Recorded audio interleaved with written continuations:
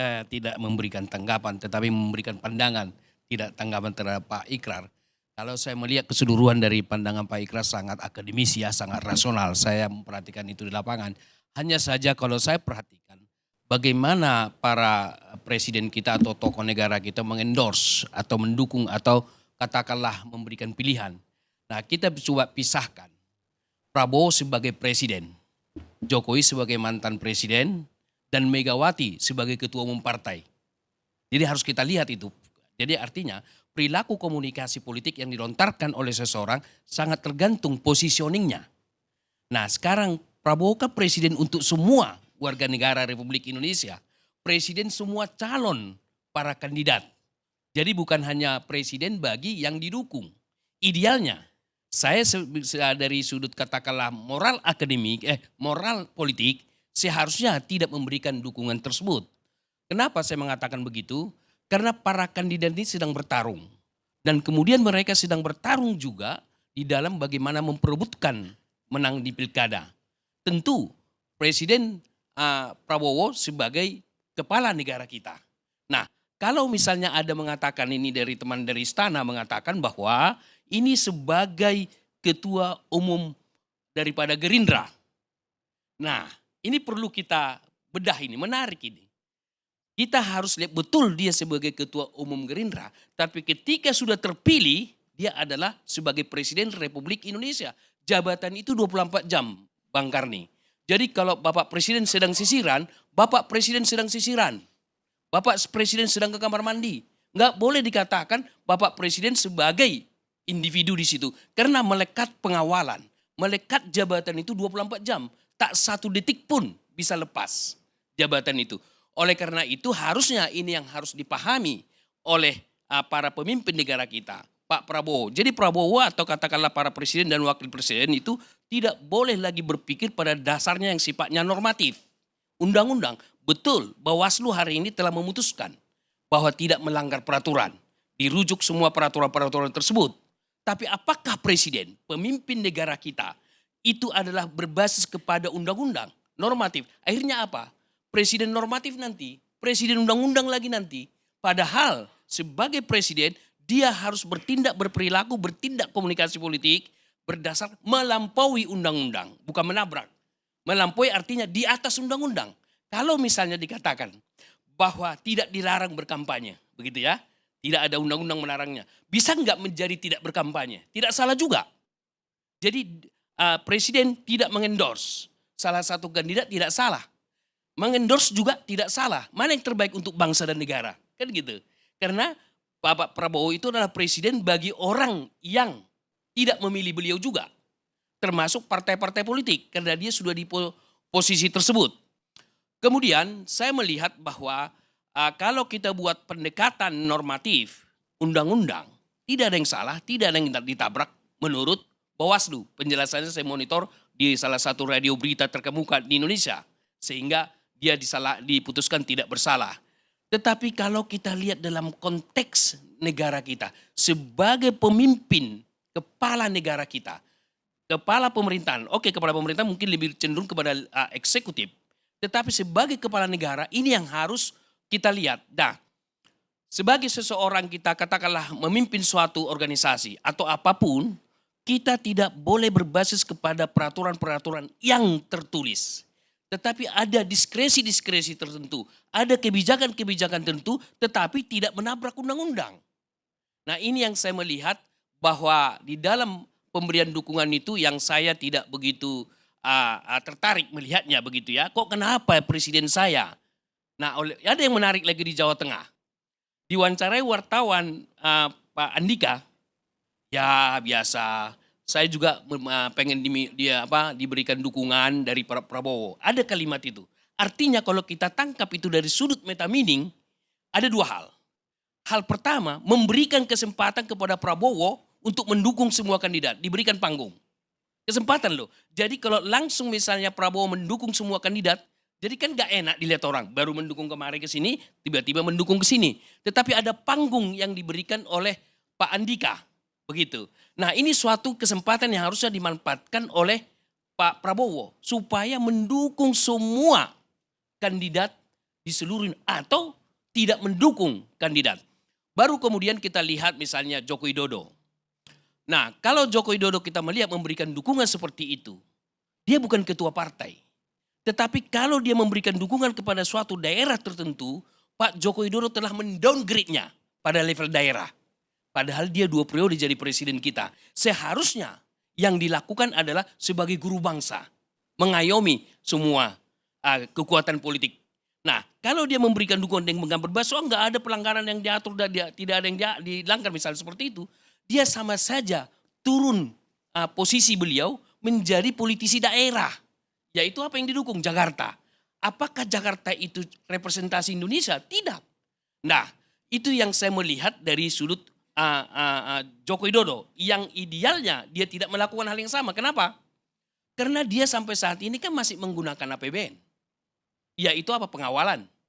Dan kemudian yang 20M ya, rumah yang diberikan itu dari APBN. Artinya dari mana itu duit? Pajak dari para kandidat yang maju itu, yang tidak didukung. Nah, ini yang harus dipikirkan. Idealnya menurut saya, supaya Joko Widodo ini menjadi suatu positioning yang baik di tengah masyarakat, dia menempatkan diri sebagai guru bangsa. Mengayomi semua kekuatan politik. Tapi ketika dia memberikan dukungan kepada salah satu kandidat di daerah, ya sama saja politisi daerah lagi. Ini apakah Pak Joko Widodo menyadari ini atau tidak? Saya tidak tahu. Boleh saja apakah dia bisa menjangkau pikiran ke sana. Atau memang suatu kehendak politik bahwa yang didukung ini harus menang. Begitu. Jadi lebih cenderung kepada bagaimana supaya orang yang didukung itu, misalnya katakanlah Ridwan Kamil di Jakarta begitu ya. Kan beliau mengatakan bahwa rekam jejaknya dan lain-lain. Kalau bicara rekam jejak yang lain-lain juga rekam jejak bagus itu. Tapi kenapa harus mendukung ini misalnya? Lalu bagaimana dengan Megawati? Kan itu yang menarik. Megawati betul dia adalah mantan presiden. Tapi saat ini sebagai ketua umum partai. Sekaligus sebagai ketua umum partai. Bisa dong dia berpolitik. Karena bagaimanapun para calon-calon yang ada di daerah itu adalah yang mereka usung, yang mereka dukung atau kader mereka. Nah, kalau itu dilakukan SBY bagus sekali. SBY bukan ketua umum lagi ya, sudah diganti aja. Tidak bisa juga karena dia bukan ketua umum lagi. Artinya mau saya katakan bahwa Megawati melakukan dukungan terhadap salah satu kandidat wajar. Karena dia adalah salah pemimpin tertinggi di PD Perjuangan, ketua umum. Wajar dia memperjuangkan, kecuali memang Megawati bukan lagi ketua umum. Jadi ini harus kita pisahkan. Nah, oleh karena itulah saya mengatakan bahwa sejatinya Prabowo masih ada kesempatan. Masih waktu kampanye kan sekarang, masih ada waktu. Saya kira tidak ada salahnya Pak Prabowo mendeklarasikan sekarang. Saya dukung semua para calon karena kalian itu adalah semua putra-putri bangsa Indonesia yang mengusung atau yang bertarung di daerah yang menjadi representasi perwakilan saya nanti di daerah, perwakilan pemerintah pusat. Harusnya itu dideklar sehingga netralitas Prabowo terjaga dengan baik. Tapi kalau itu tidak dideklarasikan menjadi pertanyaan kritikal. Demikian sementara. Baik. Rumit juga pertanyaan. Untuk dijawab rumit. Ya saya sekarang ingin ya kalau nggak tanggapan ya pendapat dari Boni Arget.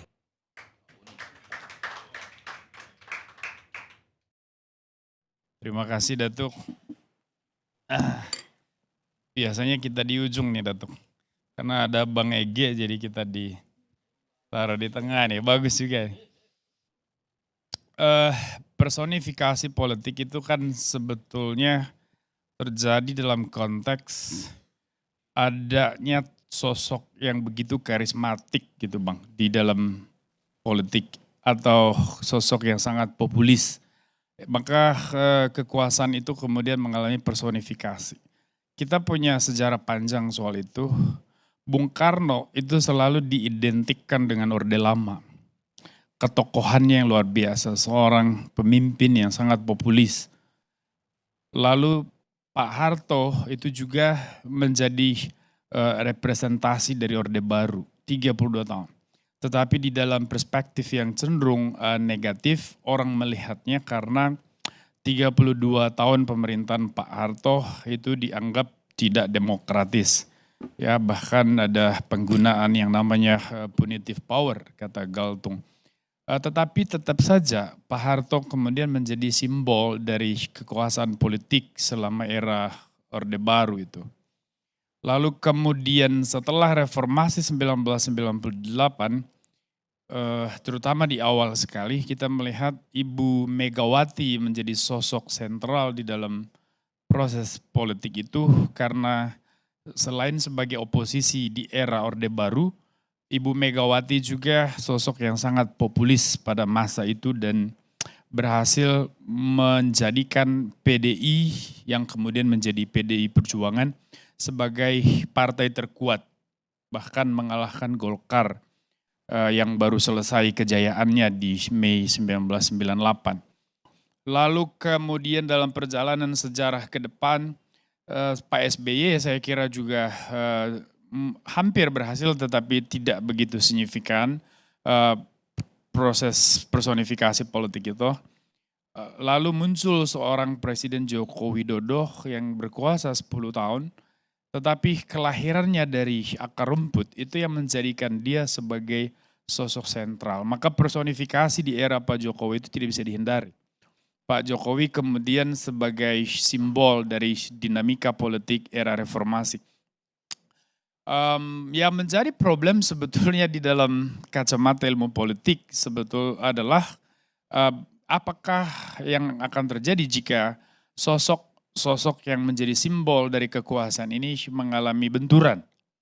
Nah ini seringkali yang menjadi kerumitan tersendiri ketika Pak Jokowi punya jalan yang berbeda dengan Ibu Mega, itu serentak akan menjadi pembelahan bagi basis akar rumput dengan sendirinya. Nah itu akan berdampak dalam banyak hal. Tapi saya tidak mau lebih dalam ke situ. Semua yang kita kaji, yang tadi dijelaskan, itu sebetulnya pendekatan elitis di dalam kajian ilmu politik itu, Datuk. Pendekatan pluralis akan mengatakan bahwa kekuasaan itu tidak bisa dibaca, tidak bisa dipahami dengan memahami sosok-sosok kunci di dalam satu tatanan politik. Maka hakikatnya kekuasaan itu adalah jamak. Jadi ada the loci of power, ya jamak dari locus itu loci. Ada ruang-ruang kekuasaan di mana dia jamak dan acak di dalam masyarakat. Jadi di satu daerah misalnya kita bicara Madura, di sana ada kaum Blatter, di sana ada kiai, di sana juga ada abangan. Nah tapi yang paling berpengaruh dalam politik itu adalah kiainya dan juga kaum Blatternya. Sebagai dari aspek seperti Jawara di Banten, itu yang dibawa kendali keluarga Ibu Atut, ya Haji Hasan, dan kemudian melahirkan yang namanya dinasti politik dan seterusnya. Pendekatan pluralis ini memang tidak akan pernah bisa memastikan siapa yang akan menguasai politik pada satu fase di masa depan. Tetapi pendekatan elitis itu akan cenderung mudah memprediksi. Nah saya kira di sini situasi kita hari ini, ketika Pak Jokowi dan Ibu Mega bersinggungan jalan, maka ada konsekuensinya terhadap tatanan akar rumput. Nah pertanyaannya adalah faktor-faktor apa saja yang akan mempengaruhi menang kalah di dalam pilkada. Apakah karena figuritas dari tokoh-tokoh populis ini, atau sebetulnya banyak faktor yang jamak yang bisa mempengaruhi menang kalah di dalam pilkada di zaman sekarang. Saya mencatat ada beberapa poin. Yang pertama, mesin politik itu satu hal yang mutlak. Sebelum kebangkitan internet yang kemudian menandai kemajuan sosial politik di dekade abad 21 sampai hari ini, mesin politik cenderung mengacu kepada partai politik dan juga birokrasi dan beberapa tatanan lain. Nah hari ini kita hanya bicara mesin politiknya itu partai politik karena birokrasi sudah harus netral. Tetapi di masa lalu birokrasi juga salah satu kekuatan politik. Maka PNS akan kemana arahnya itu juga akan mempengaruhi kemana masa mengambang, kemana kelompok politik parokial, masyarakat politik yang berjarak dengan kekuasaan atau krisis lack of knowledge terhadap kekuasaan sehingga mereka butuh digiring, dibimbing, dituntun, ya maka mobilisasi terjadi. Nah, kemudian yang kedua adalah figuritas. Sosok yang dimajukan itu juga akan sangat menentukan menang kalah. Ridwan Kamil di Jakarta, sebagian orang melihat itu memang dari aspek mesin politik pasti menang karena banyak partai politik. Kim plus itu tadi ada di belakangnya. Tetapi kalau dari aspek figuritas, orang akan melihat dari sisi itu Rano Karno mungkin lebih diterima daripada Ridwan. Tapi yang satu cagup, satu cawagup. Maka konsekuensinya pasti ke Pramono Karno. Itu baru satu sisi saja. Lalu kemudian dari aspek independensi pemilih, aspek ketiga, kebebasan orang untuk memilih. Apalagi di Jakarta misalnya, pemilih itu kebanyakan generasi Z, milenial dan Z. Nah artinya bahwa pemilih-pemilih ini kan cenderung bersifat post-institusional. Jadi dia sudah meninggalkan itu logika strukturalis. Tidak mau dijebak oleh satu bentuk ikatan-ikatan yang membelenggu ide itu, gagasan, pikiran. Jadi dia lebih lepas, bebas. Nah pemilih-pemilih macam ini akan tertarik kepada visi misi, kepada pembawaan di ruang publik dari calon-calon yang ada. Nah apakah pemilih ini nanti akan memilih karena kampanye dari Pak Jokowi atau Ibu Mega, atau oleh Pak Ridwan atau Pak Pramono Anung, atau karena kemerdekaan dia untuk menarik kesimpulan atas realitas politik yang ada. Ini juga masih menjadi pertanyaan, sehingga saya bisa katakan bahwa kita belum bisa memastikan siapa yang menang, siapa yang kalah. Dari aspek mesin politik saja itu tidak cukup. Begitu juga di Sumatera Utara. Pak Dedi Rahmayadi. Edi Rahmayadi, maaf Bang. Ya, Teddy asistennya Bapak Presiden. Bang Effendi paling paham tuh. Dari aspek mesin politik, tentu saja Pak Edi itu kuat. Tetapi dinamika preferensi politik para pemilih yang cenderung bebas ini, itu yang akan menentukan menurut saya siapa yang menang. Sehingga peluang Bobby dan juga Edi itu bisa dikatakan seimbang. Nah, lalu bagaimana dengan daerah lain? Nah, ini akan kita bicara soal aspek isu di dalam pilkada, konteks. Jawa Tengah itu memang basisnya Banteng, itu basisnya PDI Perjuangan, semua orang tahu itu. Tapi pertanyaannya adalah, apakah di dalam pilkada ini orang akan memilih karena kecintaan terhadap mesin partai, terhadap organisasi, atau orang memilih karena aspek figur? Orang yang mencintai Pak Andika bisa mencintai PDI Perjuangan, bisa juga tidak ada urusannya dengan partai. Orang yang memilih Pak Lutfi bisa karena pemilih Gerindra atau partai lain di Kim, bisa juga karena tidak ada urusannya dengan partai tetapi karena menyukai Lutfi as a person.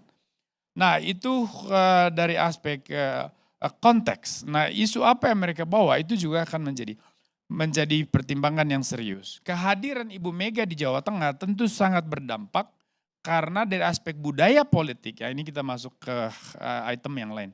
Dari aspek budaya politik, hampir semua provinsi di Indonesia yang mayoritas pemilihnya ada di wilayah pedesaan, cenderung budaya politiknya itu parokial. Sebagian sudah semi ke kaula. Artinya bahwa kemandirian berpikir di dalam politik itu masih kurang. Maka mobilisasi itu akan cenderung rawan terjadi. Dan sosok dari figur kunci seperti Bu Mega dan Pak Jokowi itu sangat menentukan bagi pemilih-pemilih parokial. Nah, saya mau mengatakan bahwa siapa yang akan menang di Jawa Tengah itu memang dari dimensi budaya politik itu akan mencerminkan siapa yang paling mampu melakukan mobilisasi dan figur mana yang paling memikat pemilih-pemilih parokial. Apakah Ibu Mega, apakah Pak Jokowi. Itu nanti yang akan menentukan bukan soal jumlah partainya berapa di dalam mendukung ini. Lalu kemudian faktor financial resources. Kekuatan uang ini juga penting karena pemilihan langsung kita bicara soal atribut kampanye, penggalangan orang, kita bicara soal macam-macam aktivitas yang membutuhkan uang. Saya tidak bicara money politics, Bang. Saya bicara soal pembiayaan politik yang real dan itu harus terjadi. Nah, di balik semua diskusi ini ada narasi yang mengatakan bahwa Pilkada 2024 itu sebetulnya pertempuran antara koalisi besar yang berkuasa dengan koalisi sedang yang akan menjadi oposisi di dalam kekuasaan. Orang melihatnya begitu. Bang Karni melihatnya, ya Datuk Karni ya, melihatnya ini Jokowi versus Ibu Mega. Saya mau menyoroti aspek koalisinya dulu. Koalisi besar ini memang di banyak pengalaman itu menentukan menang kalah. Tetapi di dalam pemilihan langsung tesis itu patah. Koalisi besar pernah terjadi di Jerman, saya kira pemilu federal 2012 kalau nggak salah. Itu susah sekali ditemukan dalam sejarah, terutama setelah Republik Federal itu 1949 dibangun. Karena sebelumnya Jerman dengan Weimar Republiknya itu. CDU yang orang bilang partai konservatif, dia sebetulnya itu partai Kristen, agak ke arah Protestan. Lalu dia punya saudari kekal, yaitu partai CSU yang orang anggap itu partai Katolik, artinya aslinya itu adalah Christliche Soziale Partei, partai sosial Kristen itu. Kemudian berkoalisi dengan SPD Bang, partai sosialis. Ini kan partai kiri nih, warnanya merah. CDU itu warnanya hitam. Lalu koalisi pula sama yang namanya Partai Demokrat di kita. Tapi di Jerman namanya Freie Demokratische Partei, FDP. Itu warnanya kuning dia. Ya di luar sana ada Grüne Partei, ada partai hijau dan segala macam partai. Itu termasuk neo-Nazi, itu partai politik. Nah koalisi besar ini baru terjadi tuh. Kaum sosialis bersatu dan kaum konservatif. Lalu pemerintahan Merkel ternyata berhasil berjalan dengan sangat kuat dan meyakinkan. Merkel berkuasa 5 periode, Datuk. Dan ketika perdebatan soal apakah CDU memang harus berkoalisi dengan SPD dan FDP, orang mengatakan ya diese GroKo itu singkat dari Große Koalition, koalisi besar ini akan menjadi tertawaan dalam sejarah, tapi ada yang mengatakan bahwa ini sejarah baru, kita akan lihat bahwa Jerman akan makin kuat.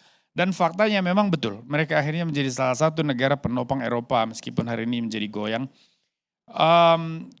Di kita ini juga sebetulnya menarik. Kalau tradisi koalisi besar ini terus berlanjut dengan koalisi gagasan dan itu akan nyampe ke level nasional, itu bisa menjamin stabilitas di dalam pemerintahan.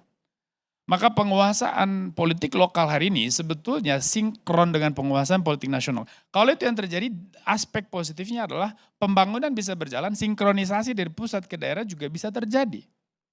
Karena kalau presidennya dari partai A, mayoritas kepala daerahnya dari partai B, C, D, E, sinkronisasi agak sulit tuh Bang.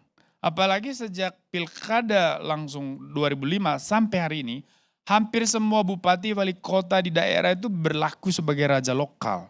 Mereka bertindak sebagai tuan, sebagai bos atas rakyatnya. Jadi dia melihat pemerintahan pusat itu hanya formalitas dalam konteks anggaran dan sebagainya. Tapi dia menjalankan kekuasaan di dalam perspektif yang sangat sempit di tingkat daerah.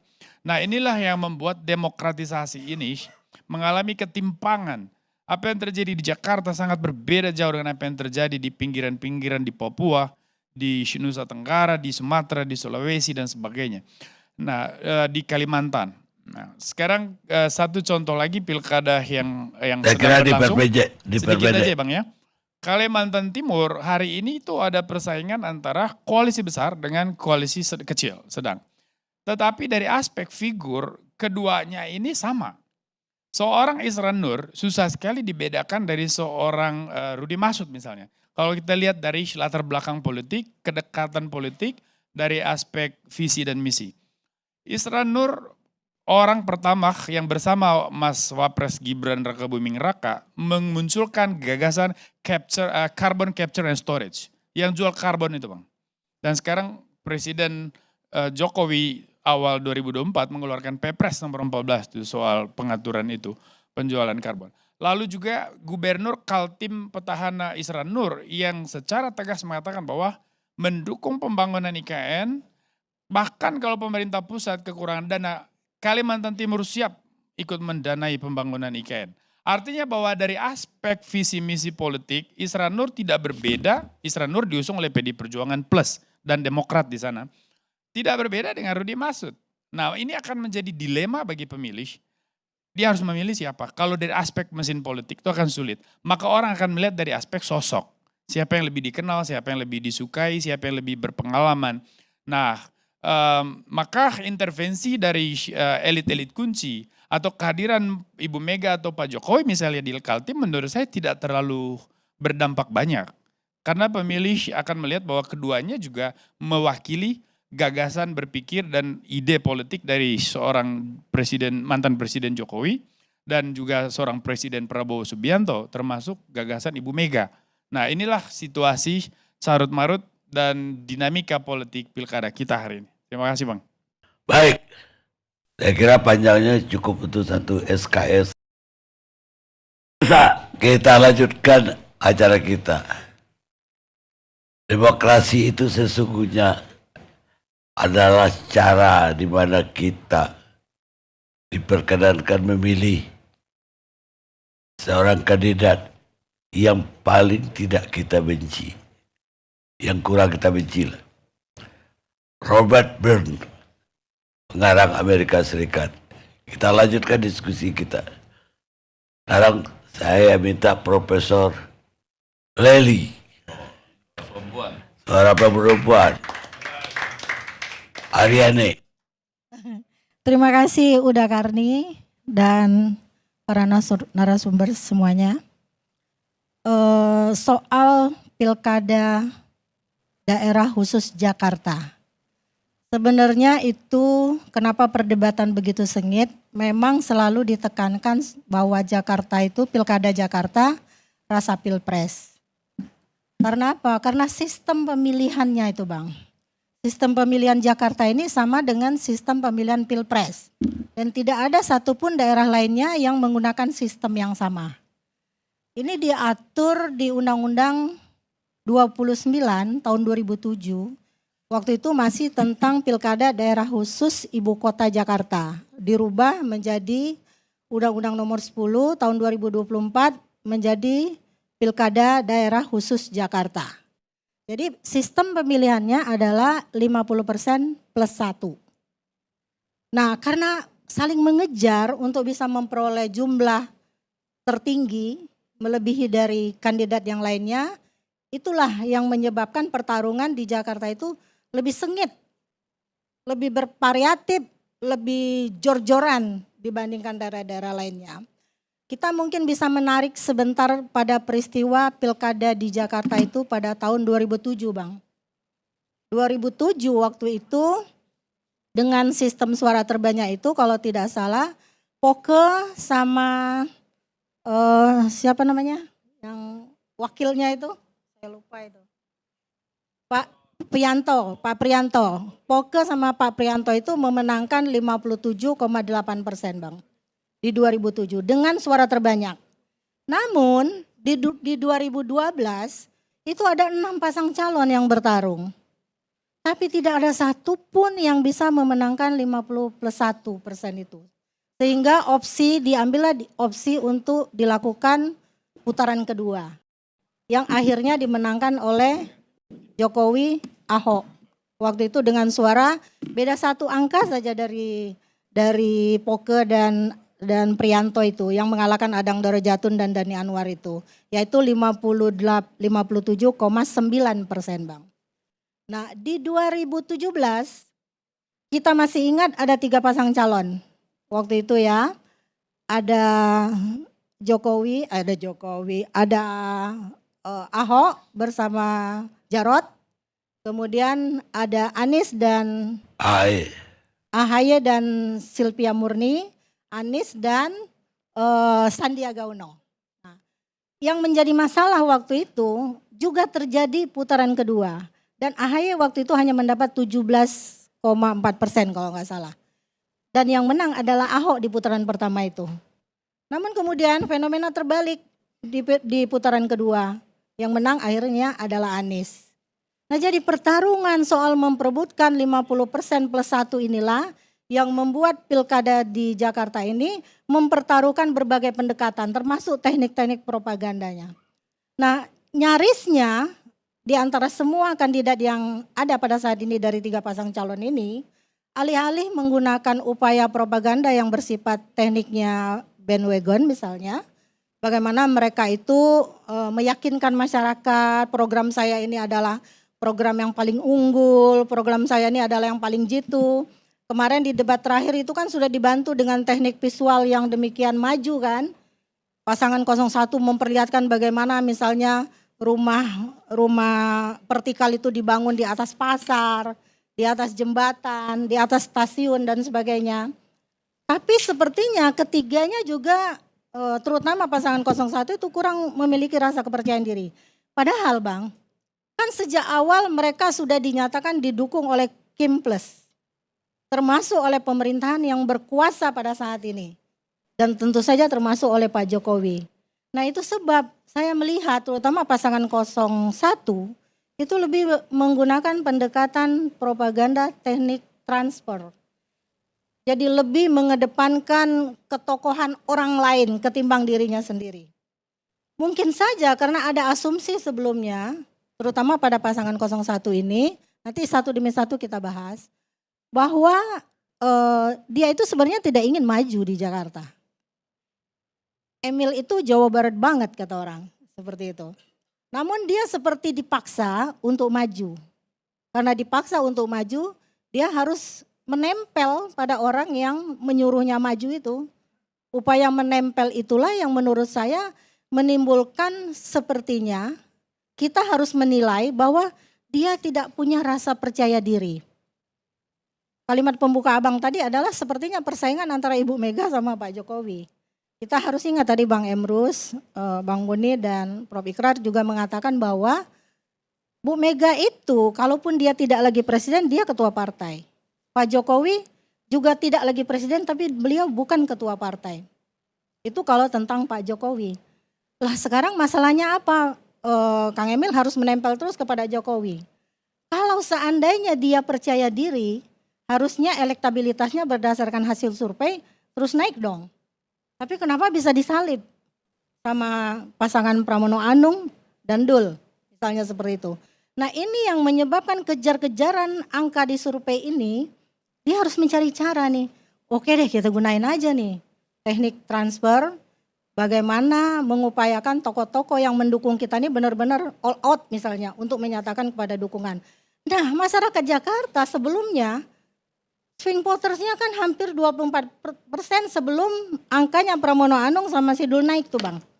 Artinya dengan adanya upaya klaim diri bahwa didukung Kim Plus, didukung pemerintahan yang berkuasa saat ini, didukung oleh Jokowi, angkanya tetap di bawah 30 waktu itu. Nah inilah yang menyebabkan dia harus terus menempel dan mengejar. Ada satu teknik lain yang sebenarnya lebih meyakinkan untuk dia gunakan. Saya menulis misalnya beberapa catatan di berbagai temuan penelitian yang dilakukan oleh mahasiswa saya. Ada using all form of persuasion. Jadi sebenarnya dia cukup memberikan asumsi yang lebih realistis tentang program-program yang dia lakukan. Ini loh kalau nanti rumah ini bisa dibangun, program ini bisa dikerjakan, Anda bisa membandingkan saya dengan gubernur sebelumnya. Karena ada gugatan juga waktu pemerintahan Anies misalnya. Anies kan menjanjikan DP rumah 0% dan itu ada rumah tapak. Tapi kemudian yang terjadi adalah yang bisa membeli rumah vertikal itu, rumah susun itu harus mereka yang berpenghasilan 7 juta minimal. Kan gak ada yang bisa beli akhirnya Bang. Nah kalau seandainya di antara 3 pasang kandidat ini bisa meyakinkan, maka seharusnya mereka bisa melakukan upaya propaganda itu. Itu satu. Pada pasangan yang lain, Dharma Pangrikun misalnya. Kenapa angkanya enggak cenderung naik? Adalah naik 1% kalau tidak salah di hasil SMRC yang terakhir ya. Dari 3,1 jadi 4,9 tuh Bang. Tapi konsistensinya itu yang membuat kita males gitu loh. Ngomongin soal pandemi itu, COVID-19 terus. Jadi seperti tidak ada agenda lain yang akan dia munculkan kecuali bidang keyakinan publik bahwa sebenarnya ada satu peristiwa yang dilakukan oleh pemerintah dan itu adalah hasil rekayasa. Sementara waktu itu korban-korban memang bergelimpangan gitu loh. Jadi itu jadi perdebatan juga di antara kita, kenapa sih ngomongnya itu terus? Apakah karena dia hanyalah calon main-main yang sebetulnya hanya untuk mengimbangi Ridwan Kamil? Nah itu pertanyaannya. Nah pada Pramono Anung dan Dul, memang pada awalnya Pramono Anung tidak terlalu dikenal. Tapi karena beliau salah satu waktu itu adalah informan penelitian disertasi saya cukup mengenal jalan pikiran beliau waktu itu. Saya tanyakan tentang motivasi politiknya, kan ada di dalam diri orang tuh ada 3 motif Bang. Need for power, need for achievement, sama need for affiliation.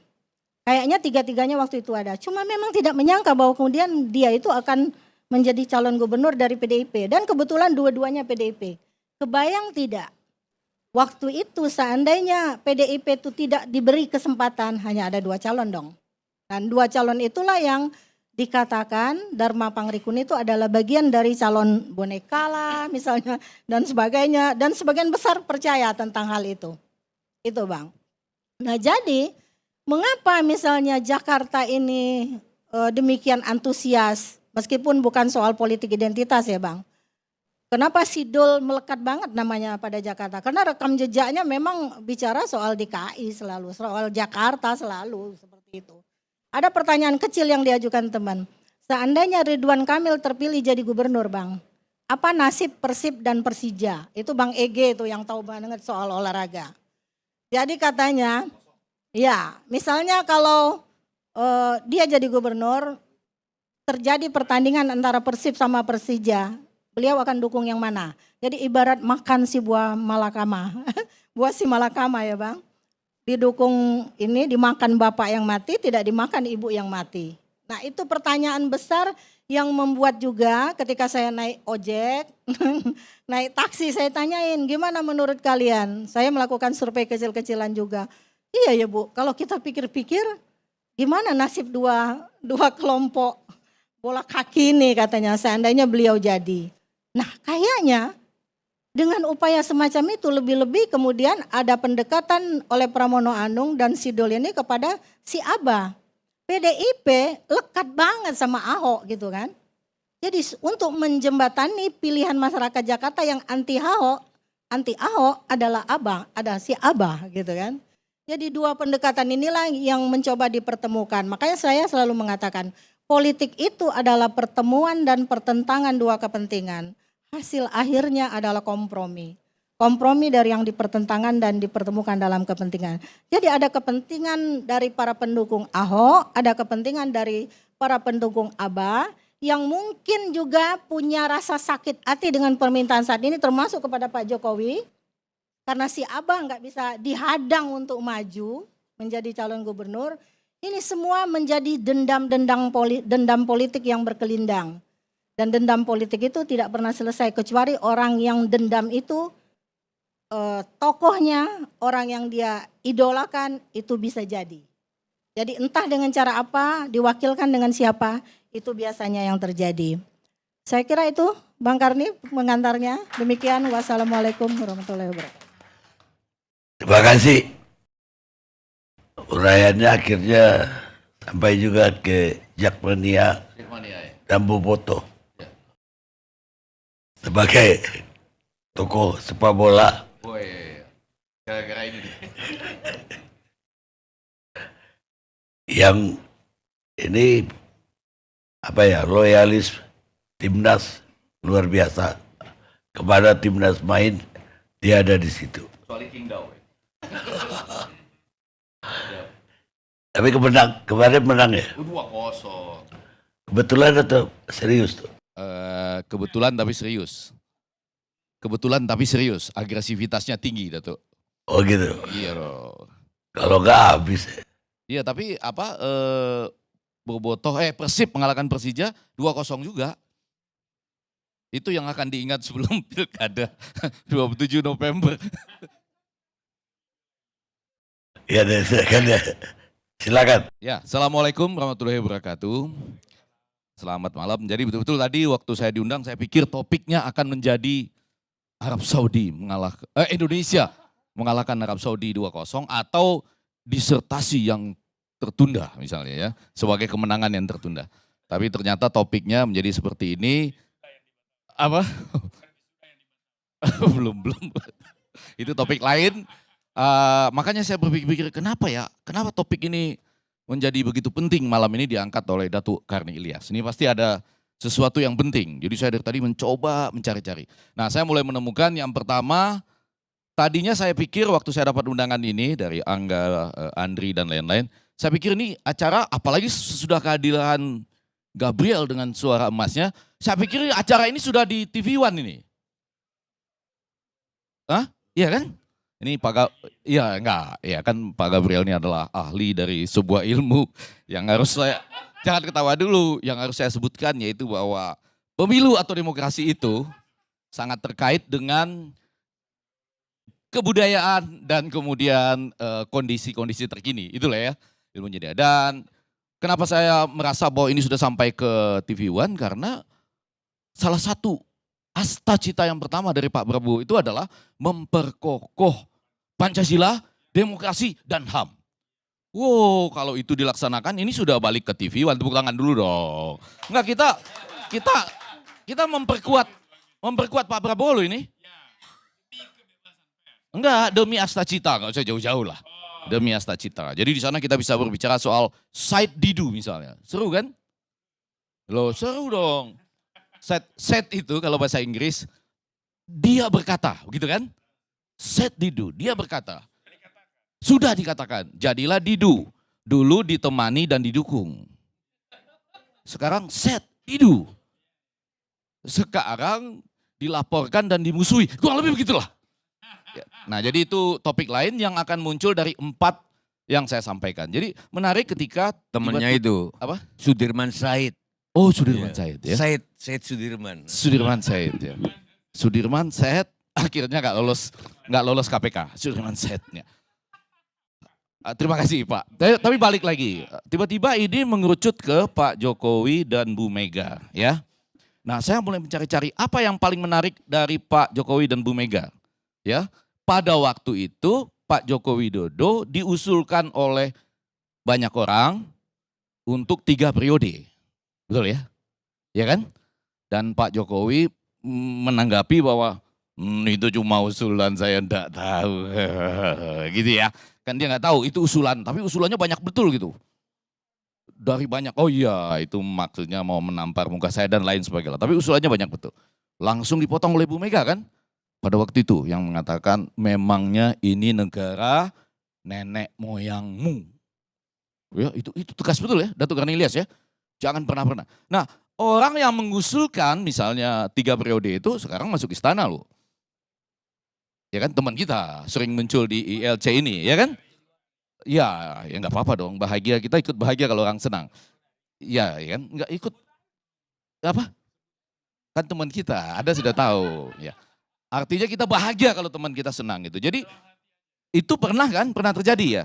3 periode yang tidak dihentikan, jangan pernah bicara 3 periode. Saya setia pada Pancasila misalnya gitu ya. Dan konstitusi, betul kan? Harusnya begitu. Tapi Bu Mega yang mengatakan jangan pernah berpikir itu, memangnya ini negara nenek moyangmu. Itu poin 1 ya. Kalau kita berbicara tadi karena dikerucutkan ke Pak Jokowi dan Bu Mega. Yang kedua sekarang menarik. Apa perbedaan Pak Jokowi dengan Bu Megawati? Menurut saya begini, kenapa Pak Jokowi langsung ya tidak betah begitu selesai menjadi presiden terus turun sekarang ya. Turun kan ke beberapa pilkada ini. Karena memang basis pemerintahan dia itu adalah influencer. Influencing. Betul loh.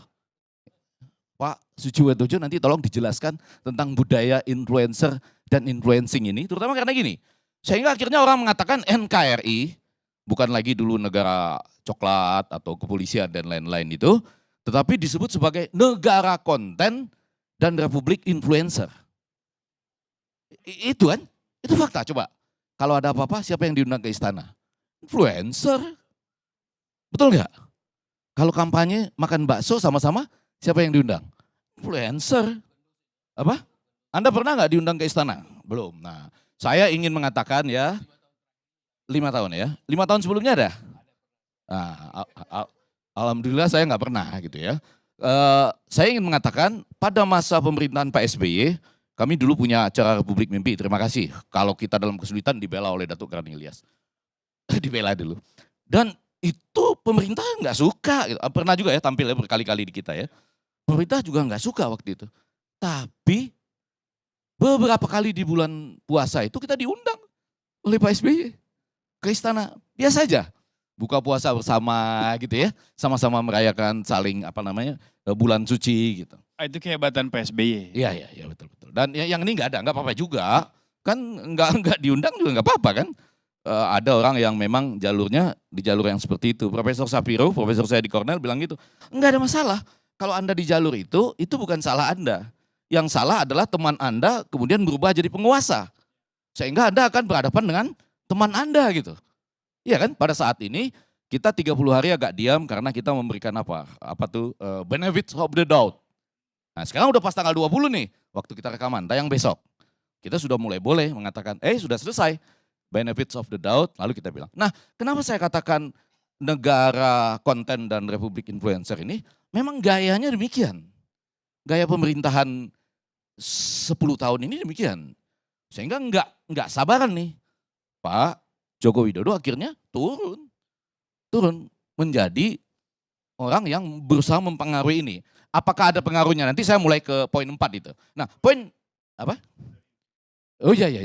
Enggak, dia menjadi influencer segera. Dari presiden langsung jadi influencer. Karena memang selama memerintah banyak dibantu oleh dan mengandalkan influencer. Biasa aja kan? Apa? Ya peran, mudah-mudahan cita-citanya jangan menjadi influencer ya, tapi artinya berganti peran sementara ini, nanti baru jadi sekjen PBB, mungkin ya. Jadi melalui influencer menjadi sekjen PBB, bisa aja kalau dia bisa mempengaruhi pertarungan geopolitikal global bisa menjadi sekjen PBB juga. Yang ketiga, nah tentu saja ketika pemerintahan yang sekarang melanjutkan, maka yang saya khawatirkan apa yang diturunkan oleh Pak Jokowi misalnya, kemudian dilanjutkan oleh pemerintahan ini. Yang kita khawatirkan setelah selesainya 30 hari benefit of the doubt itu adalah jangan-jangan ini menjadi sebuah kepemimpinan ya, karena kata kuncinya kepemimpinan, menjadi pemimpin yang lahir dari demokrasi terpimpin. Apa itu demokrasi terpimpin? Mengajak semua orang masuk, siapa saja ayo masuk, sehingga jumlahnya menjadi besar. Tapi kemudian mengambil juga legacy yang diwariskan itu adalah ini. Siapa saja di dalam kelompok yang besar ini, saya sudah tahu salahnya di mana. Persis saya sudah tahu salahnya di mana. Persis bisa saya pegang ekornya setiap saat. Nah ini menarik. Ini menariknya. Yang belum berhasil dilakukan oleh Ibu Megawati. Di sini menariknya. Ya, ketika ini dia udah dicoba dibanding-bandingkan. Jadi sebuah demokrasi yang mengatakan, ayo semua masuk. Ada peranan buat Anda semua. Tapi sebetulnya pada satu sisi, semua Anda kita sudah tahu salahnya di mana. Udahlah tenang-tenang aja di dalam itu. Sehingga Anda lihat ya, Anda orang yang bisa... Jadi tetap nggak bisa diwisuda ya? Apa? Tetap nggak bisa diwisuda. Topik minggu depan. Itu agak sensitif, tapi perlu di metodologis. Nah saya berbicara tentang metodologi, itu poin yang ketiga. Poin yang keempat, nah balik ke dunia saling mempengaruhi itu, ke angka-angka elektabilitas. Saya punya catatan supaya nggak keliru. Bulan Juni, Litbang Kompas melakukan penelitian, sekarang juga melakukan penelitian lagi ya. Saya mengutip Litbang Kompas saja karena agak percaya saya bahwa dia membiayai diri sendiri. Ya kan, kenapa? Kalau Anda anggota International Communication Association, maka kalau Anda bikin survei, Anda umumkan, Anda harus sampaikan. Ini survei kami dibayar oleh RK, ini survei kami dibayar oleh, sebut aja siapa, Pramono Dul misalnya. Kan nggak apa-apa, apa salahnya? Nanti Anda dinilai dari track record Anda, benar gak survei Anda itu atau cuma membual gitu aja ya. Ya, karena mereka bukan anggota International Communication Association, bolehlah nggak apa-apa, nggak masalah juga gitu. Tapi sekarang sudah mulai ada saling, Anda harus ini, kalau begitu kami mengundurkan diri, itu menunjukkan semakin bagus lah ya gitu ya. Jadi di antara lembaga survei pun ada upaya-upaya kritis. Nah saya mau catat angka bulan Juni dan yang terakhir, yaitu pengaruh dari Bapak Prabowo itu di bulan Juni ya terhadap Pilkada DKI Jakarta 67%. Sekarang tinggal 50%. Ya, pengaruh dari Pak Ahok dulu jauh lebih tinggi, yaitu 65%, sekarang tinggal 40%. Pengaruh dari Anies dulu 64% di bawah Ahok, sekarang naik sedikit ya dibandingkan Ahok tinggal 44%, sama-sama turun tapi lebih tinggi dari Ahok. Nah, sedangkan pengaruh Pak Jokowi yang ini perlu diingat, dulu 61%, sekarang tinggal 47%. Ya. Jadi kan jadi menarik nih, dalam tatanan influencing angkanya menurun. Nah, muncul pertanyaan A dan B dari nomor 4 ini. Apakah karena angkanya turun lalu mulai harus lebih kencang? Ya. Atau ada sesuatu yang lain? Nah, saya melihat ada sesuatu yang lain. Yaitu bagian, kalau terpaksa 4C ya, kalau enggak bagian 5, penting ini. Yaitu survei Litbang Kompas pada bulan Juni itu menyatakan 58,3% pemilih di Jakarta mau menerima uang atau bentuk lainnya untuk menentukan pilihannya. Hati-hati, Datuk Kang Ilyas, Jakarta 58,3%. Di luar Jakarta lebih tinggi. Lebih tinggi. Yang mau saya katakan, jangan-jangan, mudah-mudahan saya keliru, orang turun ini ke bawah, cuma sebetulnya adalah wajah lain untuk menyatakan, ini hasilnya berubah karena orang turun ke bawah. Padahal sebetulnya yang sedang disiapkan adalah serangan fajar. Karena orang mau menerima. Tapi perlu ada alasan kan? Perlu ada alasan. Enggak perlu ada, ini sudah prakondisi luar biasa. Perlu ada alasan, justifikasi bahwa ini bukan soal bantuan dana atau bantuan lain-lainnya. Tapi akibat turun ke bawah. Mantap enggak itu? Nah ini sebetulnya topik dari ILC malam ini. Yang tadi saya pikir-pikiran, kenapa ya kita harus membanding-bandingkan tokoh-tokoh ini gitu ya.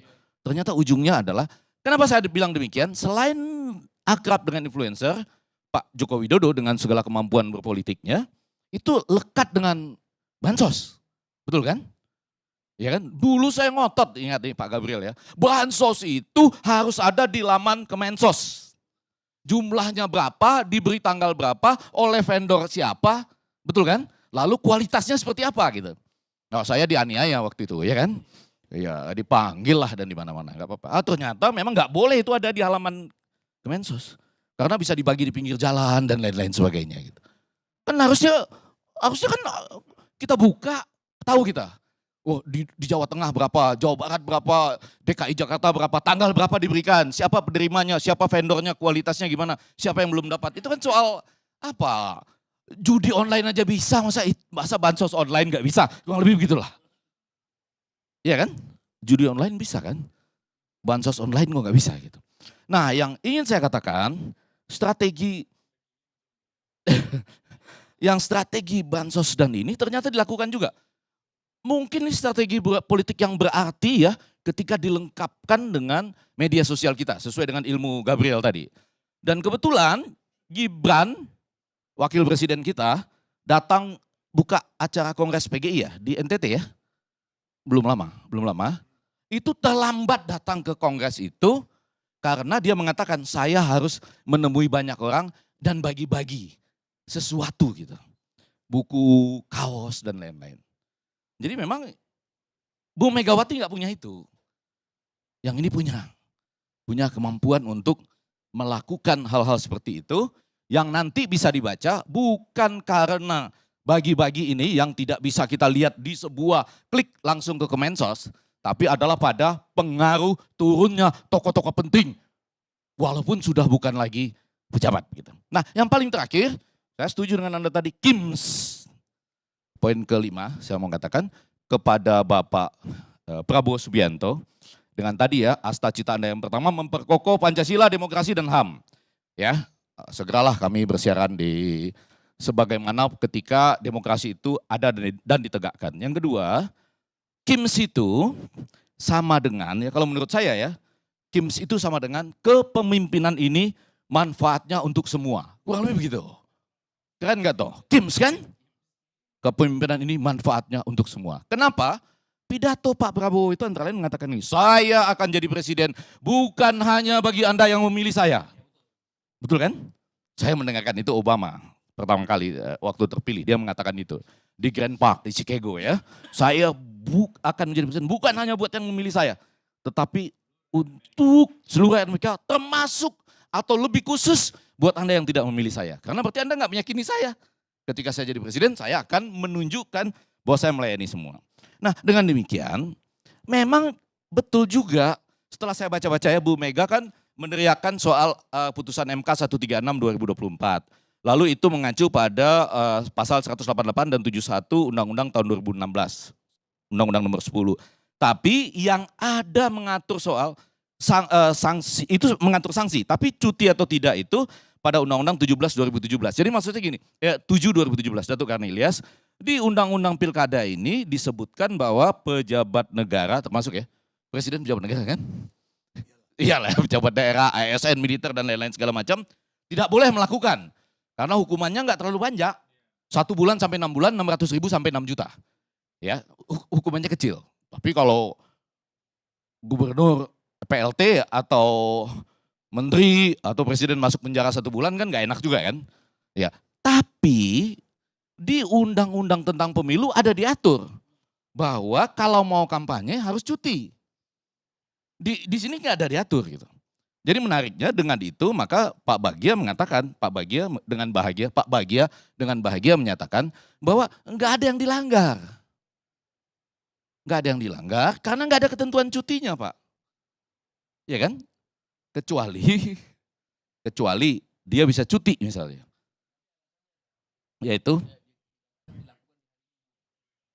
Pak, Mike. Nah, alasannya adalah bahwa dilakukan di hari libur. Jadi tidak ada masalah, tidak perlu cuti katanya. Padahal jabatan presiden kan 24 jam. Enggak tahu, saya 24 jam ya? Ya, 24 jam kan. Nah. Di pasal mana? Di pasal mana? Ya konstitusi mengatakan itu bahwa Presiden Republik Indonesia itu memang presiden untuk semua 24 jam itu tidak 1 detik pun karena dia mendapat fasilitas negara. Enggak, kalau Pak Bahagia kita tanyakan dia bilang di pasal mana itu? Enggak ada, jadi dia bisa aja dengan bahagia menyatakan, iya kan? Nah, berarti Bapak salah, ya kan? Yang benar Pak Bahagia juga. Nah, jadi saya cuma mau mengatakan Kim sini kalau memang untuk semua memang lebih baik enggak usah ya melakukan betul-betul semacam kampanye habis-habisan, terutama karena gini. Ini saya tutup. Saya akan mempersilahkan Bapak yang mempelajari budaya-budaya tentang pengaruh-mempengaruhi. Yang menjadi masalah adalah Anda sudah turun tetapi kalah. Wow, betul nggak Datuk Karnilias? Anda sudah turun nih, ya kan? Tetapi kalah. Coba Anda bayangkan, ya kan?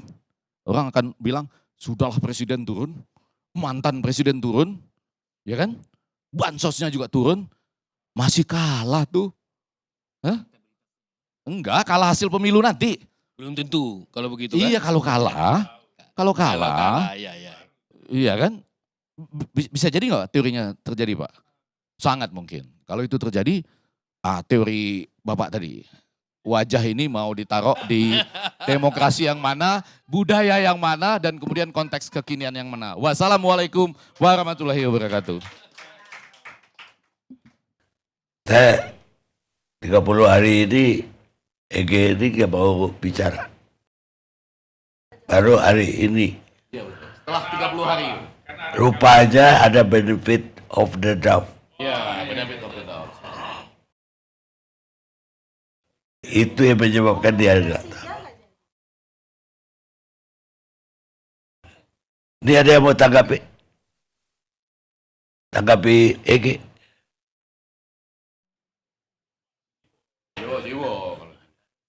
Kalau jiwa habis ini memang ya. Saya ikuti betul keputusan dari Bawaslu tadi di dalam suatu berita terkemuka ya di Indonesia. Dia katakan bahwa tidak melanggar peraturan, ditunjukkan juga dasar-dasarnya semua, maka kalau pendekatan normatif dipakai betul. Dan dia dilakukan itu pada masa libur. Ya itu katanya begitu. Jadi tidak perlu cuti. Nah, justru itulah yang saya kritisasi di awal, jabatan presiden itu 24 jam. Jadi sedang tidur pun, presiden sedang tidur. Jadi tidak ada karena libur. Nah kalau misalnya alasan karena libur, berarti hari libur tidak bisa ngambil keputusan nanti untuk negara. Kan begitu logikanya. Karena dia melakukan campaign itu pada hari libur, otomatis sepanjang masih libur tidak bisa mengambil keputusan, kebijakan, atau reshuffle kabinet menteri pada hari libur. Kalau itu yang dipakai alasannya. Nah oleh karena itulah maka untuk memahami ini, kita harus lihat pendekatan normatif lah yang dipakai oleh Bawaslu. Tetapi kalau kita pakai pendekatan kritikal gitu ya, jadi melihat bahwa presiden itu sebagai jabatan 24 jam, tidak satu detik pun bisa. Dia bisa katakanlah tidak menjabat. Kalau dia dalam keadaan cuti misalnya, dia harus serahkan kepada wakil presiden. Nah kalau cuti lalu jabatan presiden itu diberikan kepada wakil presiden sebagai presiden. Hati-hati bisa dikeluarkan perpu gitu kan, sesuai dengan peraturan. Mengatakan entah perpu apa yang dikeluarkan. Jadi alasan daripada Bawaslu itu adalah karena dalam keadaan libur, tidak ada masalah, tidak perlu cuti. Demikian. Baik. Sedikit aja, saya agak berubah nih setelah mendengar dia bahwa, agak berubah, berarti gini, Bagia itu jadi salah dong kalau begitu. Salah karena, ya Prof. Emrus yang benar jadi. Karena Bagia menyatakan, ini Ketua Bawaslu ya, tidak ada yang dilanggar, karena libur. Dilakukan pada hari libur. Sementara kalau undang-undang pilkada itu menyatakan bisa cuti gitu ya. Sementara di undang-undang pemilihan presiden bisa cuti. Kalau di pilkada nggak ada ya, nggak ada disebutkan nggak bisa cuti? Nggak kita temukan. Untuk kepala daerah ada. Untuk gimana ulang pelan-pelan? Kepala daerah ada klausul cuti. Kepala daerah bisa Iya. cuti untuk mengkampanyekan calon lain. Pada Enggak. saat keterlibatan di dalam kampanye politik. Iya, boleh. iya. Tapi artinya semua harus cuti. Sementara ini dia menyatakan nggak ada urusan dengan cuti, yang penting itu karena hari libur. Kan pertanyaan saya tadi belum terjawab.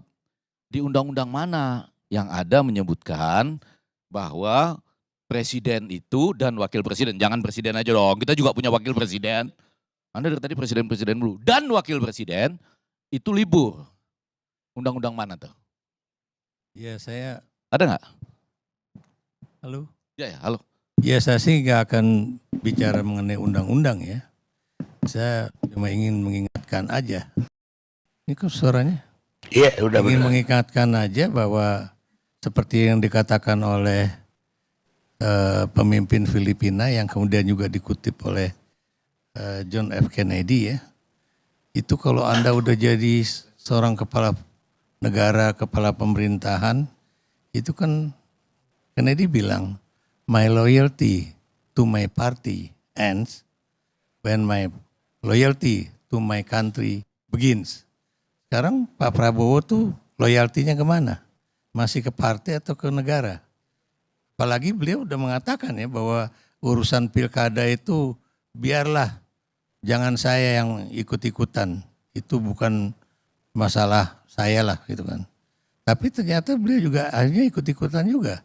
Itu yang kemudian saya tanya, apakah ketika dia mengendorse Lutfi dan Yasin itu dalam posisi dia yang benar-benar mengendorse secara happy ya, atau memang ada tekanan, maksudnya tekanan mendorong gitu kan. Izin Prof sedikit tambah sedikit beri pendapat di situ. Saya kira kelemahan sebetulnya adalah tidak adanya aturan yang sangat ketat di dalam perundang-undangan kita yang membedakan kapan seseorang bisa bertindak sebagai pimpinan partai, kapan sebagai presiden. Ketika seorang presiden adalah petinggi partai. Dan batasan-batasannya yang di mana itu belum ada satupun undang-undang yang mengatur itu secara detail. Artinya secara operasional itu tidak bisa dibatasi oleh undang-undang karena tidak ada klausulnya. Jadi apa yang dilakukan oleh Pak Prabowo berkaitan dengan misalnya Pilkada Jawa Tengah, itu juga tidak bisa diperkarakan secara hukum karena tidak ada pasal yang dia langgar. Hanya saja kalau orang mendiskusikan dari dimensi lain, katakan dari aspek etika jabatan dan lain-lain, wah itu isunya lain lagi. Tapi dari aspek hukum sama sekali tidak ada masalah. Betul, itu kalau kita lihat dari aspek hukum. Saya nambah sedikit Bang. Kalaupun seandainya ada orang hukum di sini, dia pasti tidak bisa jawab. Karena memang tidak ada aturan yang mengatur tentang larangan itu. Tidak ada undang-undang tentang kepresidenan. Katanya sedang dibuat. Katanya sedang akan dibuat. Artinya memang kita hanya bisa masuk pada wilayah etika. Jadi jabatan presiden itu memang melekat seperti jabatan gubernur juga seperti itu. Jadi jabatan itu melekat 24 jam kepada dia. Karena selama 24 jam itu segala yang melekat pada tubuhnya, segala tindakannya, ucapan dan sebagainya itu dibiayai oleh negara. Jadi secara moral dan etika memang kita bergerak di sana bisanya. Saya juga kemarin sempat nanya, karena sudah ada diskusi nih tentang Prabowo kemarin gara-gara itu. Kemudian ada yang menanyakan, semua ahli hukum mengatakan memang tidak ada undang-undang kepresidenan yang dilanggar. Tetapi secara etika jabatan itu sama dengan jabatan gubernur. Melekat pada tubuhnya. Bahkan dia, Bang Emrus bilang tadi ke kamar mandi pun dia harus dikawal. Yang ngawalnya itu dibiayai oleh siapa? Apalagi dia mengkampanyekan seseorang, dalam dia mengkampanyekan di hari libur sekalipun, dia pergi ke pesta perkawinan sekalipun, jabatan presidennya melekat. Meskipun hari Minggu kan, gitu. Ini problem yang memang harus diselesaikan oleh para ahli ketatanegaraan. Jadi mereka-mereka yang bergerak di bidang hukum, saya pikir kalau kita kan ini rata-rata tadi kebetulan komunikasi politik semua tiga, dua izin politik, Prof. ini budaya. Kebetulan saya juga mahasiswa. kita tutup Oh baik. Sujiwo Tejo. Saya mau bilang Datuk, saya itu mahasiswa hukum sekarang. Saya dokter di bidang politik ya, tapi sekarang saya sekolah hukum lagi, Prof. Nah kebetulan kita mendiskusikan ini, ada mata kuliah namanya sosiologi politik. Ini udah off kan ya? Ya tapi kuliah hukum. Saya menamatkan Fakultas Hukum Kalau gitu, UI itu. Angkatan 75. Siap. Kalau gitu kita yang tanya ke yang selesai. Enggak. Ya, saya udah Presiden tutup. itu kata Bagia libur. Ada nggak hari liburnya presiden? Saya udah tutup diskusi kita tadi. Ada nggak hari Jadi libur? Teo. Oke, mungkin disclaimer dulu. Saya sekarang cucu sudah 3, anak 5. Ada pepatah Padang, teman Minang saya mengatakan bahwa kata orang Minang itu, orang yang punya anak itu hilang setengah akal, orang yang punya cucu hilang seluruh akalnya. Gitu. Ya. Nah tanggapan saya ini tanggapan yang sudah orang yang hilang akalnya. Karena semua pakai akal, tetapi saya bangga karena Rumi pernah bilang, tangga menuju langit adalah kepalamu, maka letakkanlah kepalamu di bawah telapak kakimu. Rasio letakkan di bawah kaki. Oke, soal utang rasa saya nanti Pak Ermus juga saya tanggapi. Pak Ikrar, utang rasa, utang budi. Pak Jokowi terhadap Bu Mega, bahkan dia satu-satunya presiden yang nggak bisa balas budi, didukung oleh Profesor Effendi Ghazali. Saya bukannya mau mendukung Jokowi, saya nggak ada urusan sama politik karena siapapun presidennya saya nyari makan sendiri. Ketepukan nyari, nggak ada yang promosiin dalang, saya sendiri yang dalang, nggak ada presiden yang warrior generasi, saya siapapun presidennya. Dan saya berpendapat bahwa kalau kita menganut sistem Pancasila, maka pakailah surat Alam Nasroh Laka Sodrok ayat terakhir. Wa ila rabbika farghab, dan kamu jangan bergantung pada siapapun kecuali pada Tuhan. Saya tidak pernah berdoa agar Pak Karni ngundang saya supaya saya dapat duit. Saya cuma berdoa Tuhan bahwa duitnya dari mana terserah kamu. Sore ini saya diundang, saya dapat duit. Saya nggak pernah tergantung. Baru cucu 3 udah bijak nih, apalagi cucu 6. Makanya. Nah soal balas budi ternyata begini Pak Karni. Ini saya bukan menggibah Pak Jokowi ya. Sorry, saya nggak ada urusan sama Pak Jokowi, sama Bu Mega. Tapi orang yang dibudiin dan jadi, kemungkinan dia memang punya potensi untuk jadi. PDI bisa aja memilih wali kota manapun waktu itu. Mungkin karena kepentingan yang dibilang oleh saudara namamu? Boni Hargen. Bahwa dia personifikasi dari akar rumput. Setidaknya dicitrakan sebagai tukang kayu, carpenter, oke? Ada itunya Pak Ikra. Sehingga kalau dalam logika kebalik, PDI juga utang budi ke Pak Jokowi. Sama. Saya tidak bisa mengatakan the crazy rich Priok Pak Roni, utang budi sama keluarga Cendana, Saroni. Mungkin kalau dia memang dibantu dulunya, tapi kalau dia nggak punya jiwa petarung juga nggak akan sampai begini. Begitu juga Surya Paloh, sehingga dapat Freeport, proyek dan lain Bambang Susatyo dibantu kalau nggak salah dia pernah cerita oleh Agung Laksono, oleh Bakri, sehingga dia naik. Tapi kalau dia nggak punya jiwa itu, Nggak bisa. Sehingga kalau misalkan yang membantu itu mengungkit-ngungkit, saatnya aku punya potensi memang. Bantuanmu adalah lantaran dari Tuhan yang diberikan bukan karena satu-satunya, karena aku memang punya potensi. Dengan segala hormat kepada Bahlil, Bahlil itu susah waktu kecilnya. Bahkan dihina-dina, kurang makan, jiwa petarungnya ada apapun. Bukan soal dokternya. Jadi kalaupun dia dibantu oleh seseorang untuk naik, dia punya jiwa petarung itu. Bijak nggak Pak Karni? Ini cucu 3, baru kalau 6, baru cucu 6 gitu. Pak Karni pasti pernah dibantu sehingga masuk forum keadilan, masuk Tempo. Tapi kalau yang ngebantu itu, Karni itu nggak bisa balas budi, selalu ngukit-ngukit itu ke saya. Karni itu lihat sekarang, wah punya ini nikahnya aja putranya di Borobudur, hotel Sujiwo Tejo aja nggak bisa gitu. Nah, kalau aku punya ketemu orang kayak gitu Mas Ikrar, oh kalau gitu saatnya Pak Karni bisa melupakan Anda, karena Anda mengungkit-ngukit terus. Mungkin itu yang terjadi dengan Mega sama, aku deket juga sama Bu Mega, enggak, ini kita cuman, yang kedua Pak Ermus tadi soal jabatan melekat. Paling jelas itu pas Pampres.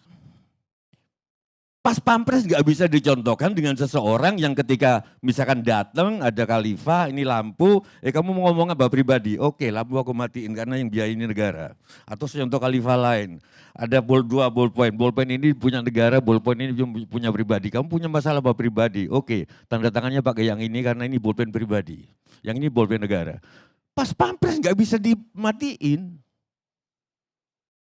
Walaupun ketika Pak Prabowo ngomong di depan Pak Lutfi sama Taj Yasin, tapi kayaknya dalam tekanan sih wajahnya itu. Kayaknya loh, sorry kalau salah. Tanpa lencana, tapi di sekitar itu ada pas Pampres.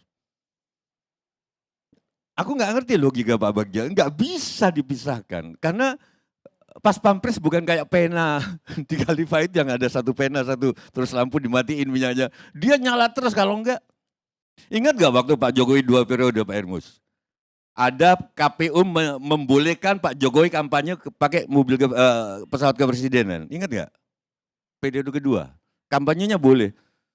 Saya pertama marah dengar, tapi aku pikir-pikir, lu presiden ini kalau mati gimana gitu loh. Kalau keamanannya gak ada. Makanya dia boleh pakai pesawat kepresidenan untuk kampanye dirinya. Ingat waktu itu. Jadi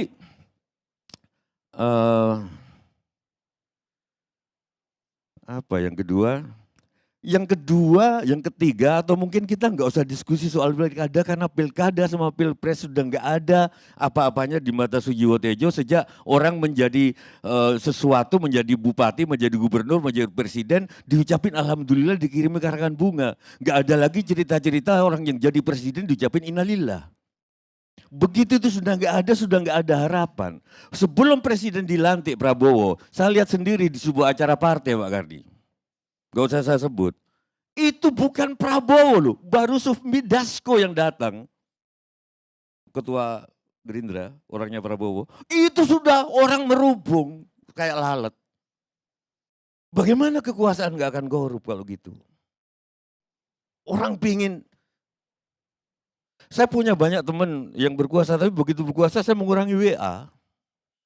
Malah, WA saya kurangin.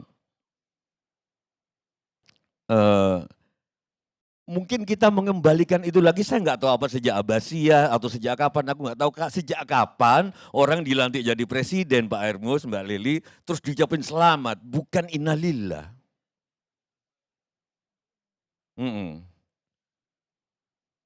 Sejak itu, saya nggak terlalu menaruh harapan pada dunia politik Pak Karni.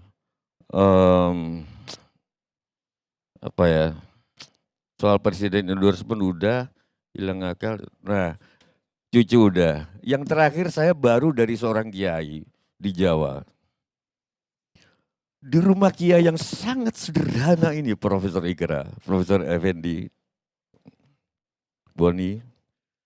Itu bukan cuma pernah datang Pak Jokowi, Pak Prabowo juga datang ke situ waktu masih bersaing dengan Pak Andika, pernah ke situ, Ganjar juga ke situ, dan semua didoakan. untuk jadi. Terus saya tanya kemarin, sebenarnya ketika berdoa untuk jadi itu doanya apa sih? Saya tanya, ya doaku semoga kalau ini baik, jadikanlah. Kira-kira gitu. Bisakah nggak kita sekarang rakyat begitu? Kalau memang baik, Pramono jadikanlah. Kalau memang baik, Ridwan Kamil jadikanlah. Kalau memang baik untuk semua, Pak Andika jadikanlah. Kalau memang baik untuk semuanya, siapa? Pak Lutfi jadikanlah. Atau Bobi, atau Edi Ramayadi. Jadikanlah. Kalau ternyata jadi kan kok tidak baik, rakyat semakin susah. Ya anggap saja itu baik, supaya rakyat latihan bersabar. Loh, jadi kan Yang ini saya belum bisa memahami karena Gimana? saya belum punya cucu. Bagian itu. Yang bagian ini aja, Yai. Enggak, Yai. Prof. Ini kiai, Jujur ini aja. salah satu kiai besar Iya, iya. di dalam Isra Mi'raj. Kenapa Nabi Muhammad bisa sampai ke Sidratul Muntaha? Malaikat Jibril enggak berhenti di pagernya.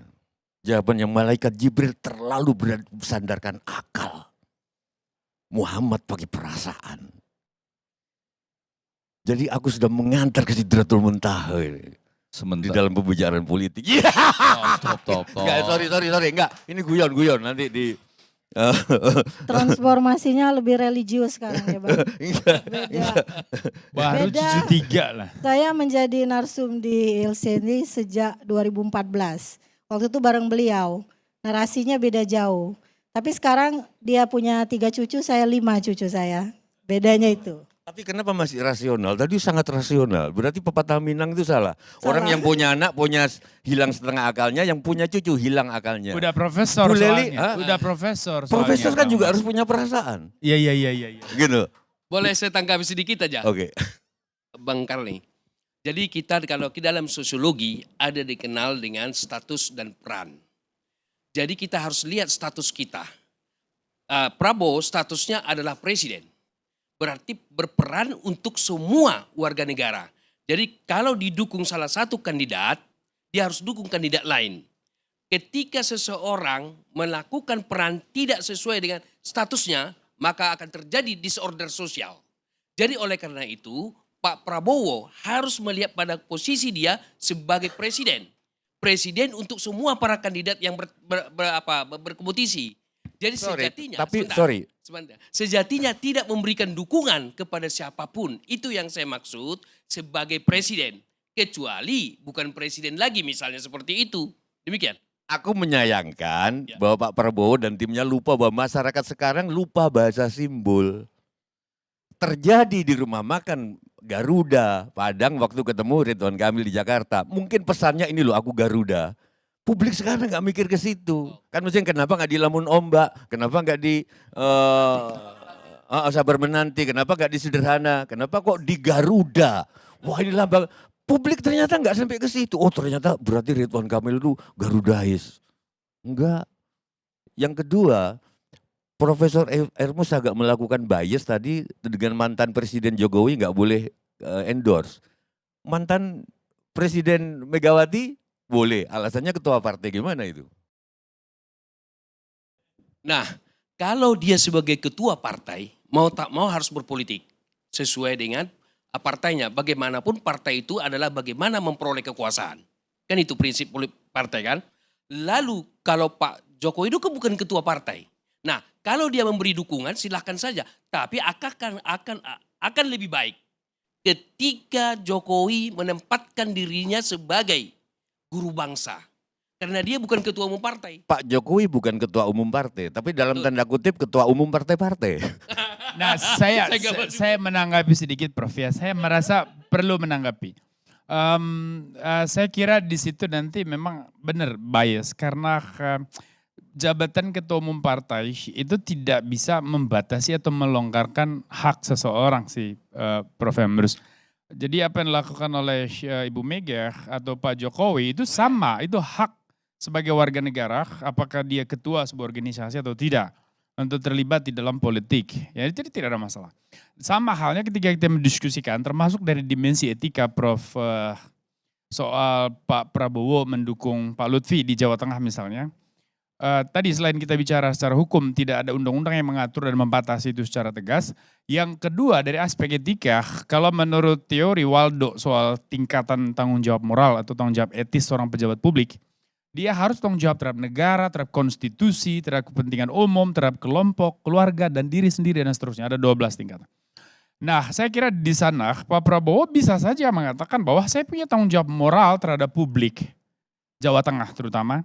Maka saya harus berbicara, saya harus menyatakan posisi politik saya supaya orang-orang mengikuti.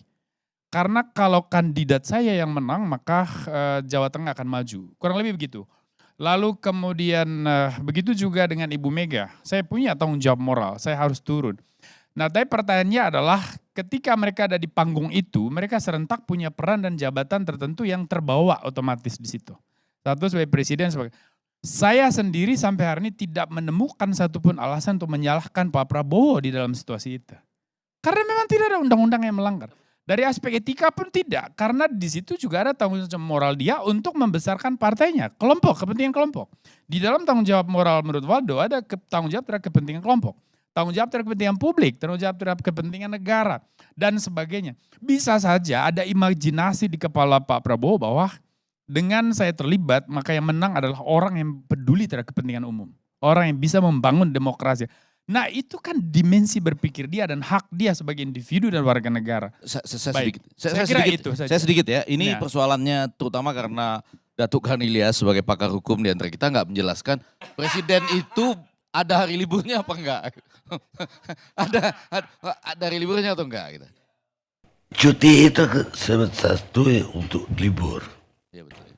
Jadi presiden berhak minta cuti. Ya tapi dalam hal ini kan kita nggak bicarakan itu. Oh, iya, iya. Enggak, saya terakhir aja. Saya ingin Berarti Larry King lebih hebat dari presiden. Betul. Dia 30 tahun gak pernah cuti. nggak pada Larry cuti. Dan King. kemudian saya ingin mengatakan, saya mungkin penutup dari saya sedikit ya, bahwa saya akan meniru yai-yai tadi yang didatangi oleh semua presiden. Menurut cerita Juwo Tejo, kalau ditanya kepada saya, boleh nggak presiden kampanye dan lain-lain, saya akan jawab. Mudah-mudahan KIMS, kepemimpinan ini manfaatnya untuk semua. Wah. Ya, Jadi sudah lomba saling anu lah kita ya. dikit aja Bang. Lomba saling anu. Lomba saling anu. Saya dikit aja. Jadi karena ini perdebatan sebenarnya Bang Karni harus nambah setengah jam lagi nih. Tapi udah habis ya Bang ya. Jadi memang sekarang ini memang sedang digagas tentang naskah akademik tentang undang-undang kepresidenan. Jadi itu akan memberi batasan dengan jelas kapan seorang presiden itu yang kebetulan dia adalah ketua partai, kapan dia menjadi ketua partai dan kapan dia menjadi presiden. Yang tidak bisa lepas adalah protokolernya. Tapi untuk hal-hal lain harus dia lepaskan kalau ini jadi. Nah mungkin nanti Bang Karni lewat acaranya ini bisa memberi masukan yang lebih detail ya dari pakar-pakar yang kemudian beliau undang. Dan kita juga, kita jangan diem aja ketika undang-undang sudah disahkan baru kita ribut. Mau JR ke Mahkamah Konstitusi misalnya. Ini yang menjadi soal. Saya kira itu Bang Karni. Assalamualaikum warahmatullahi wabarakatuh.